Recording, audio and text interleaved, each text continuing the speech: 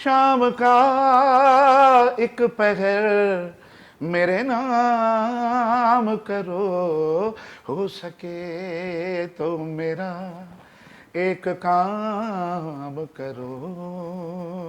अस्सलाम वालेकुम, मैं हूं अरशद महमूद और अरशद भट्टी साहब के खूबसूरत चैनल टोरंटो 360 को मैं सलाम पेश करता हूं और बहुत बहुत मुबारकबाद पेश करता हूं कि अरशद भट्टी साहब जिस तरह से ज़बरदस्त प्रोग्राम करते हैं, अपने चैनल को रन करते हैं। और मेरी दुआ है अरशद भट्टी साहब का चैनल टोरंटो 360, टोरंटो 360 देखना ना भूलिएगा।